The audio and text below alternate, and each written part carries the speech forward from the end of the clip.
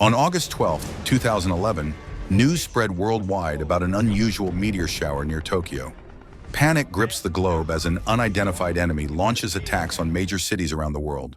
A military general assesses the situation and reveals that most cities are on the brink of destruction. The last battle for humanity will be fought in Los Angeles, where victory is essential. The story flashes back to 24 hours earlier at a Santa Monica Marine training base.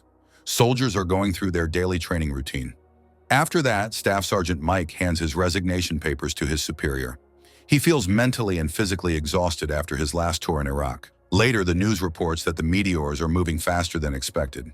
Scientists are puzzled because they should have detected these meteors months or even years ago. After further inspection, they realize some meteors are heading directly toward California. Troops are quickly mobilized, including Mike, who is called back to duty despite his resignation because of his experience and leadership skills. Mike is assigned to Lieutenant William, and their mission is to evacuate Los Angeles. Some soldiers express concerns about Mike because he lost 2 men during his last tour. Later, the soldiers are briefed about the situation. The meteors are landing at a slower speed than expected, which means they are preparing for a controlled landing. Inside the meteors are mechanical machines, revealing that this is not a meteor shower, but an invasion. As the soldiers wait for deployment, they watch the news. Gigantic creatures emerge from the meteors and destroy a military ship within minutes. Soon, these creatures launch an attack on the city's coastline. The soldiers are then deployed to the airport, where the creatures have taken control. Their mission is to save as many civilians as possible before the Air Force bombs the entire city. William takes a few soldiers and heads to a police station where civilians have taken shelter. The streets are filled with smoke from the attacks, making navigation difficult. Then the soldiers are ambushed by alien creatures that attack swiftly. The creatures drag soldiers away and kill several of them using their advanced weapons. The team takes cover behind vehicles and moves into houses while facing heavy fire. When a soldier named Sean goes missing, Mike leads a search party to find him. They locate Sean hiding in an apartment, but danger's nearby. An alien creature ambushes him, resulting in a fierce shootout. Despite Sean's efforts to kill the alien, it proves extremely resilient, even after taking multiple gunshots. The creature falls into a pool, but even after Mike's team arrives and shoots it, the alien refuses to die. The Marines throw a grenade into the pool, finally neutralizing the threat. As they continue toward the police station, an unexpected bomb strikes their group, severely injuring one of their men. While trying to figure out where the bomb came from, they encounter another group of soldiers led by Air Force Intelligence Technical Sergeant Elena. They are the only survivor from her team. Together, they proceed to the station. Upon arriving at the police station, the team searches for civilians and finds 5 terrified survivors: 2 children, a father and son, and a veterinarian. A helicopter arrives to evacuate the wounded soldiers and takes off despite Mike's plea to include the children.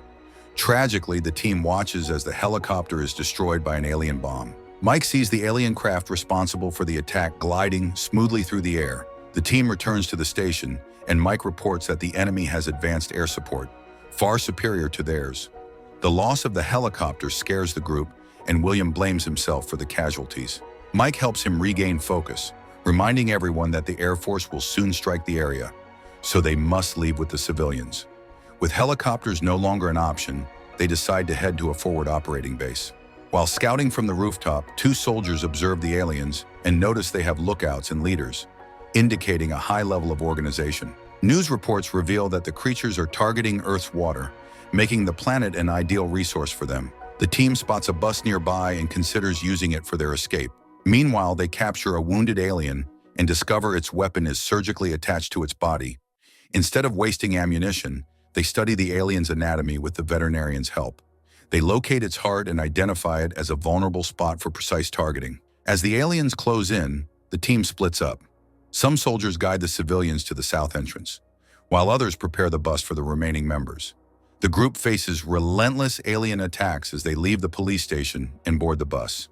With the Air Force scheduled to bomb the area in less than an hour, they push toward the operating base. Then they notice that enemy aircraft are tracking their movements wherever they go. Mike realizes the aliens must be following signals from their radios and phones. He instructs everyone to turn off all electronic devices. As he suspected, the aliens lose their ability to track the team, giving them a critical advantage. Next, Mike comes up with a clever plan and takes one of the radios to a nearby gas station after leaving the bus. He turns on the radio to lure the enemy. Hiding behind a car, he watches as two alien aircraft approach the gas station. As they get close, he throws a grenade at the gas station, causing a massive explosion that destroys the aircraft. Mike runs to the wreckage to eliminate the creatures behind the aircraft, but he is shocked to find no creatures. Instead, the aircraft is revealed to be a drone. When he returns to the bus, the team celebrates his bravery. Mike discusses the drone discovery with Elena and suggests that the aliens must have a large command and control system nearby. Elena agrees and explains that the command center fell off the radar before the military could strike it. Next, the team continues on the freeway but is attacked by the aliens. William leads the group through the fire while Mike protects the civilians. The team is swarmed by aliens, who bring a robot soldier that is nearly indestructible and precise with its deadly attacks. Soldiers are shot and the bus driver is lost. The team plants a bomb in the path of the robot soldier. During the chaos, William is critically injured, and the civilian father is hurt but manages to destroy one of the alien soldiers. William orders the evacuation of the team and civilians. Before sacrificing himself, he entrusts Mike with a letter for his wife. William then detonates bombs, destroying the aliens and their robot soldiers, allowing the rest of the group to escape. Following the lieutenant's final orders, Mike leads the team away from the bombing zone. They take shelter in a store and gather medical supplies. The civilian father is treated for his injuries, and Mike consoles him, promising to take care of his son. Mike also orders a hardwired connection to ensure the aliens cannot intercept their communications.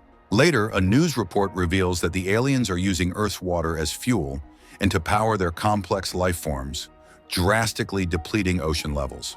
The attacks span 20 cities across 17 countries, aiming to disrupt human communication and coordination. Elena receives updated information about the location of the aliens' command and control center, and the Air Force prepares to destroy it.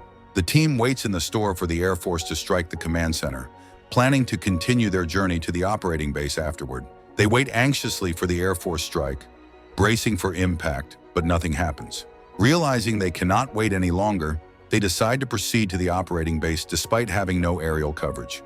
To their shock, they discover that the airport and the base have been completely obliterated, which explains why the aliens' command and control center survived. Mike and Sean study the map, searching for a safe location. Meanwhile, the bad news continues as the civilian father succumbs to his injuries, leaving his son heartbroken and in tears. Mike feels deep sorrow over the loss and takes time to comfort the grieving boy, offering words of reassurance. As the team prepares to move forward, one of the soldiers confronts Mike, accusing him of not caring about the fallen, especially his brother, who died under Mike's command. Aware of the rumors questioning his leadership, Mike decides to address the team directly. He tells them he deeply regrets the deaths of every soldier under his command and would do anything to trade places with them if he could, but he cannot. He recites the names and military IDs of the deceased, vowing never to forget their sacrifices. He reminds the team that the civilian father, though inexperienced, died defending those he loved.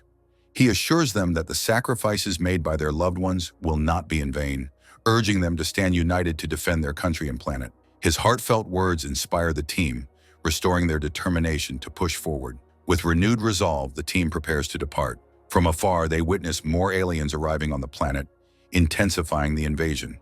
They escort the remaining civilians to an armored vehicle and head toward an evacuation point, calling for assistance via radio. A helicopter is scheduled to arrive in 2 minutes, but the team must navigate in complete darkness to avoid attracting attention. As a small group of aliens approaches, the team quickens their pace. Sean operates the mounted machine gun, taking down the creatures with precise shots. The team reaches the evacuation point, and when the helicopter arrives, they board quickly. However, another sergeant informs Mike of a new plan to abandon Los Angeles, as the Air Force plans to level the entire city.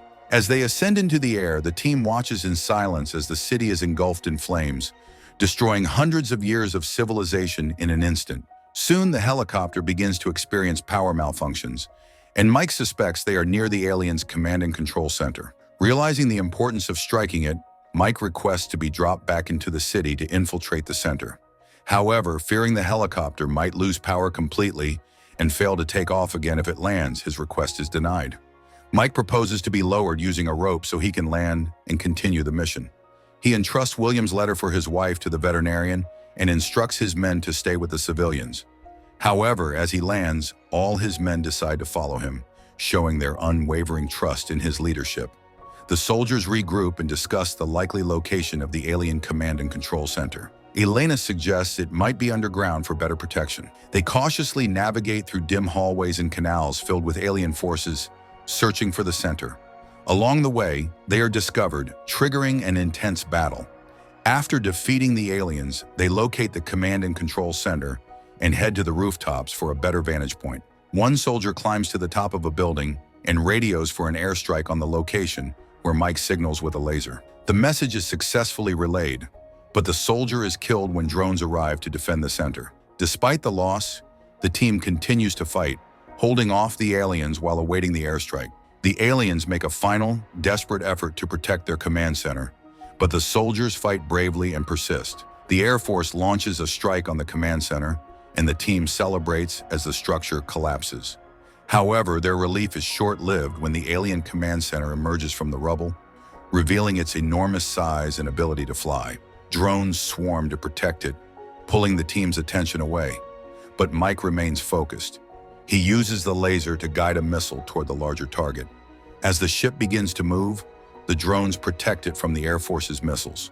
Elena shoots down the last drone defending the center, giving Mike the opportunity to guide a powerful missile directly into the command center. The missile hits its mark, and the command center crashes to the ground. With the center destroyed, the unsupervised drones drop from the sky, and the aliens retreat. A helicopter arrives to rescue the team, transporting them to a temporary operating base. There, they finally rest and regroup after completing their mission and protect the civilians. Despite their exhaustion, the soldiers rearm and prepare to join a larger force to reclaim Los Angeles.